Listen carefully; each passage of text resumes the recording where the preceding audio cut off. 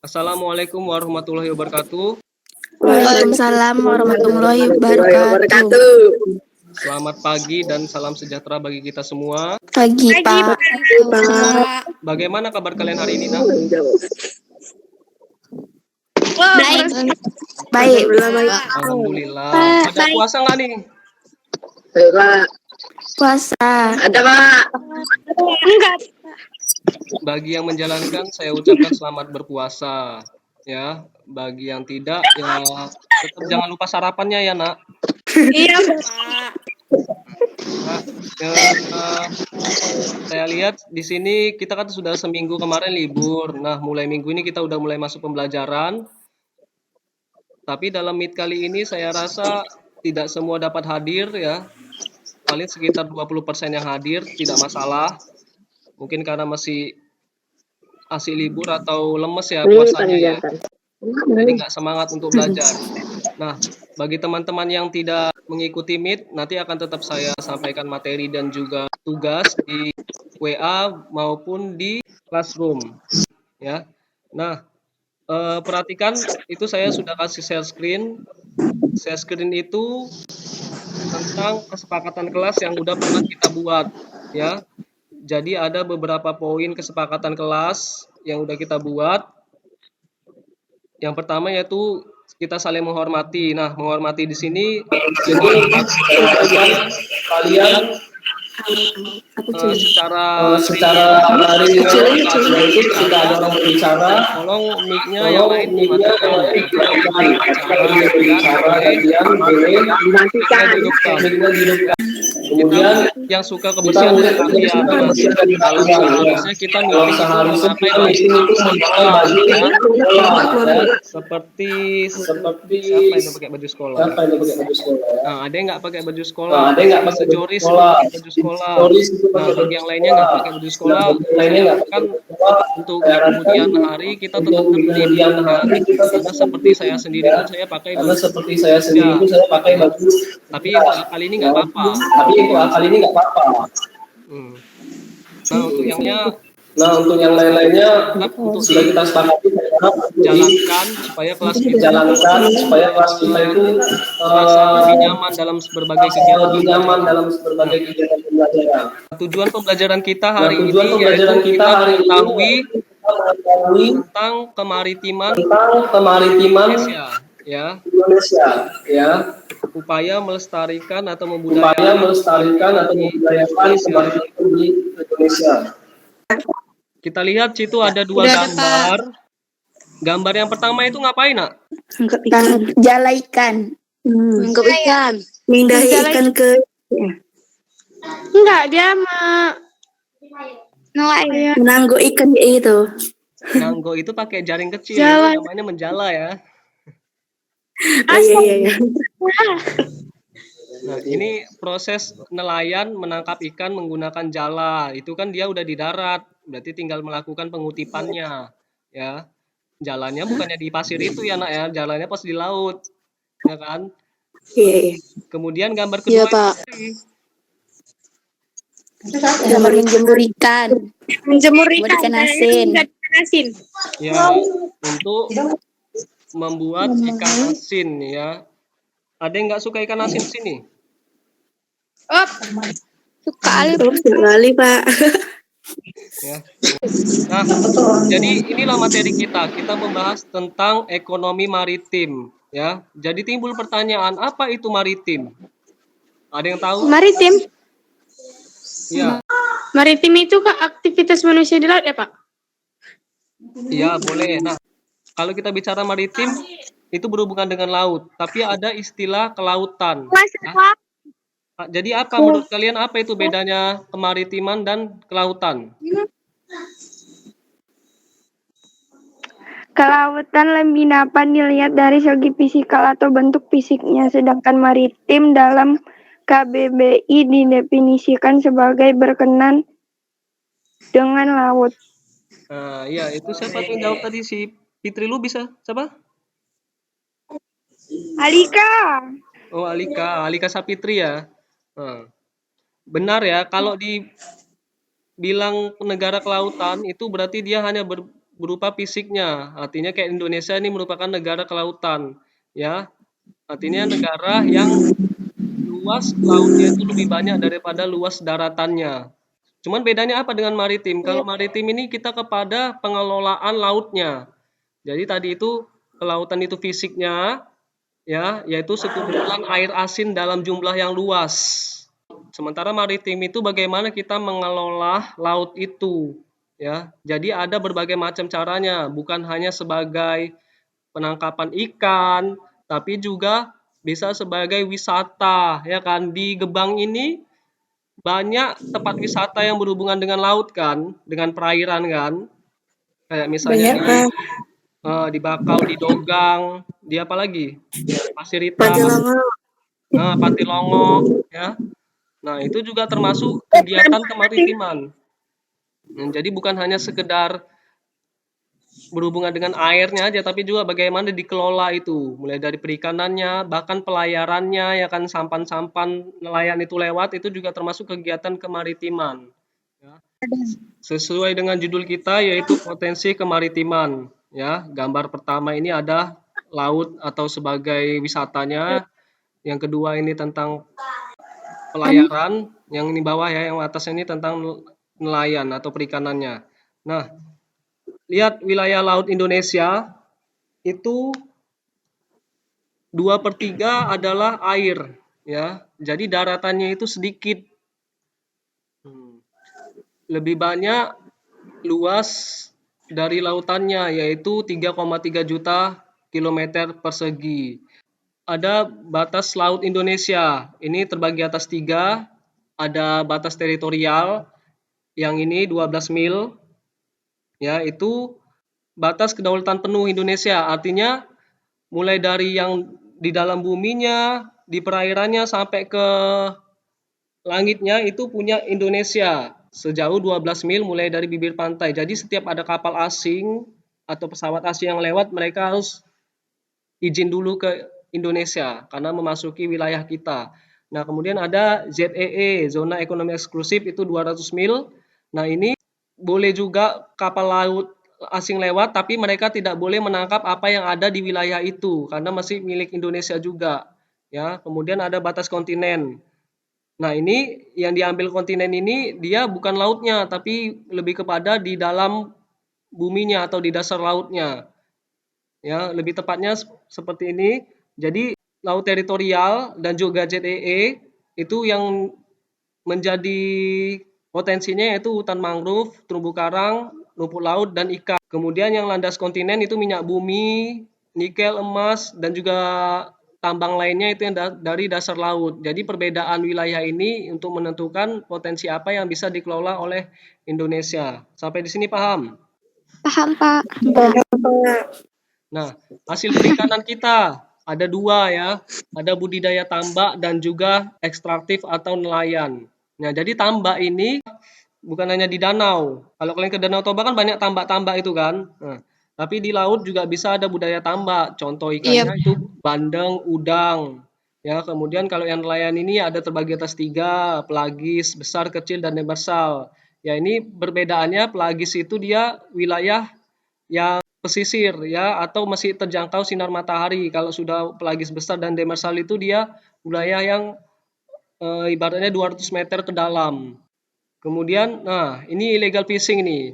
Yang pertama, coba dulu si Widya Aulia baca dulu nak. Illegal fishing, cara menangkap ikan yang dilarang. 1. Mencuri ikan di negara lain. 2. Menggunakan bahan peledak. 3. Menggunakan pukat harimau. Ya, makasih Widya. Jadi 3 itu adalah cara yang dilarang oleh pemerintah, mencuri ikan di negara lain. Tapi kalau kita mancing di wilayah kita sendiri itu tidak termasuk mencuri. Ya, karena ini kan hasil alam, boleh dimanfaatkan oleh siapa aja. Tapi kalau kita di negara lain itu nggak boleh. Kemudian menggunakan bahan peledak, bom yang skala besar, ya, untuk mematikan ikan supaya ikannya tadi terambang-ambing. Kemudian pukat harimau, dia jala yang bentuknya besar. Kenapa dilarang? Karena pukat harimau ini tidak hanya menangkap ikan besar, tapi dia juga menangkap ikan yang kecil-kecil. Diharapkan ikan kecil tadi seharusnya nggak boleh ditangkap, tidak bisa lagi ikan itu berkembang biak, lama-lama bisa habis, makanya dilarang. Nah, kemudian potensi penyebaran hutan mangrove. Ini paling banyak ada di Sumatera, 417.000 hektar. Ya, termasuk itu di Gebang ini banyak kali mangrove ya. Tahu kan mangrove kan? Tahu, Pak. Tahu Pak, pohon bakau tuh. Iya, bakau. Mangrove itu hutan. Fungsinya ada dua, ekologis dan juga ekonomis sebagai tempat makhluk hidup atau habitatnya dan juga mencegah abrasi. Yang ekonomisnya tempat penangkapan udang atau bisa juga sebagai tempat penambakan tambak ikan atau udang ya. Kemudian sumber kayu bakar. Jadi arang itu bagusnya dari bahan bakau ya. Karena dia kayunya bersifat keras. Jadi kalau dibakar dijadikan arang dia mesti utuh gitu, nggak langsung habis. Kalau kayu-kayu lain kan dia langsung habis. Nah, silakan saya akan menampilkan video nih untuk kalian. Ditonton sebentar ya. Suaranya kedengaran nggak? Halo, Belum, Pak. kali ini kita belajar IPS bersama-sama ya dalam materi potensi. Nggak ada Pak. Nggak ada suaranya, Pak. Kalau Nggak ada suaranya, suaranya Pak, belum ada. gambarnya aja deh, dilihat gambarnya. Coba aja. kalian diam dulu, Luas laut Indonesia ya dari seluruh luas ya, yaitu Berdekat videonya kan? 5,8 juta kilometer persegi. Potensi ya, Ya. terkait dengan potensi daya laut ada grup ikan, tapi juga bahan tambah mangrove, terumbu karang. Teman, kita isi sumber apa saja yang ada ya. Yang pertama, perikanan. Sumber daya perikanan laut merupakan salah satu potensi sumber di Indonesia. Itulah Pak. Memiliki angka potensi juta ton per tahun. Apa yang Pak. dicari itu lestari, ada ikan, Pahami aja dulu. mangrove di Indonesia 1 juta hektar. Ya dipahami aja dia sudah melihat animasi boleh dilihat. Wah, luas sekali ya. Bakau dan perikanan, potensi kelautan Indonesia yaitu terumbu karang. Teman, apa itu terumbu karang? Nah, ini materi sudah selesai. Jadi sekarang kita masuk ke tugas kelompok ya. Kelompok kan kita bagi sesuai dengan yang hadir. Kita ada berapa orang nih ya? Ada 15 orang. Kelompok pertama itu ada Febi Nabila, Widya, Alika, Syafira. Itu satu kelompok. Kemudian Gaby, si Agi Resti Nadipa, Ida Opo, Repa, Rizky Amdani satu kelompok. Kelompok 2, kemudian yang terakhir ada Citra Adila, Siti Aisyah, Zahara, Meta Balkis satu kelompok. Nah, ini untuk kelompoknya saya buat link breakout masing-masing. Nanti kalian masuk ke link baru ya. Tugasnya ini nak. Ini bisa kalian kerjakan nanti di rumah, kerja kelompok nanti hasilnya bisa dikirim ke WA saya. Tugasnya ada 2 soal. Apa yang dimaksud dengan ekonomi maritim? Kemudian identifikasi beberapa sektor dan contoh aktivitas. Sektor itu ada 3 ya, ada pelayaran, perikanan, dan pariwisata bahari. Jadi kelompok 1 itu pelayaran, kelompok 2 perikanan, dan yang ketiga yaitu pariwisata bahari. Nah, pemahamannya itu bisa berbagai bentuk. Misalnya bisa buat puisi, poster, infografis, ya.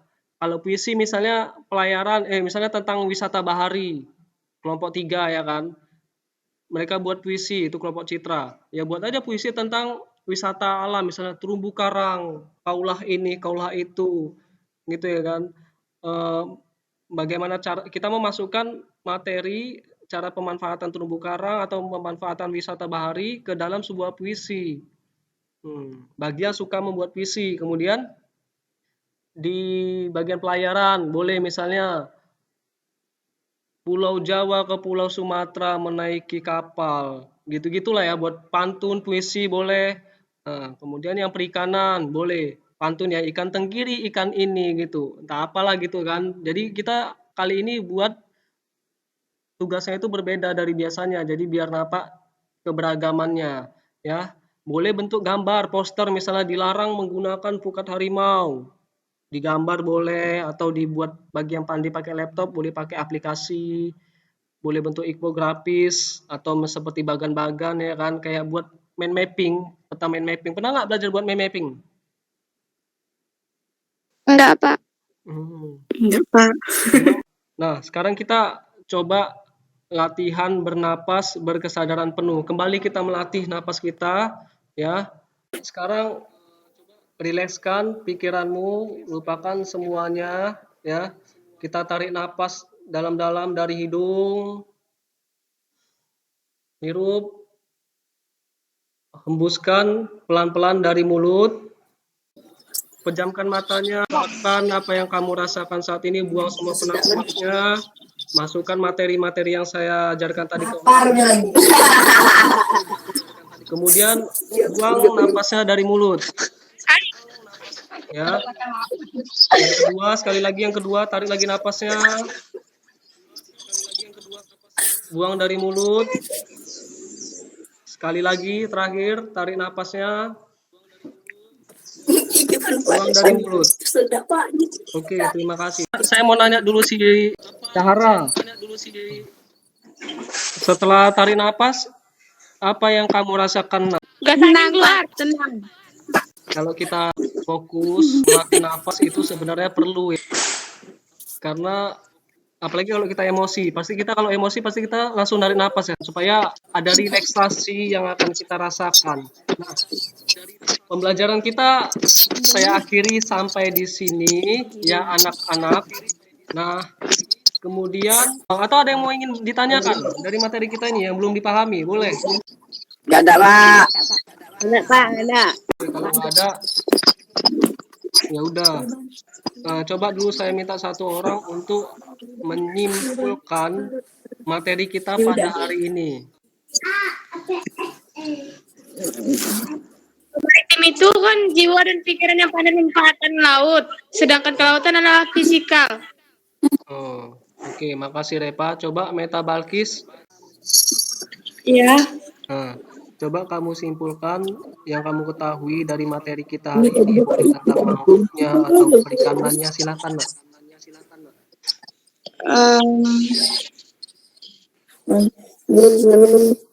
Hutan mangrove, hutan bakau, daerah perairan laut. Poin pentingnya adalah kemaritiman ini berhubungan dengan pelayaran, saya ulangi lagi ya, perikanan dan juga wisata bahari atau wisatanya. Nah, persiapkan diri kalian untuk pertemuan-pertemuan berikutnya bersama saya ya. Saya ucapkan terima kasih banyak untuk yang telah berpartisipasi, hadir dan memenuhi pembelajaran kita pada hari ini. Oke, kita akhiri ya. Oke, Pak. Assalamualaikum warahmatullahi wabarakatuh. Waalaikumsalam warahmatullahi wabarakatuh.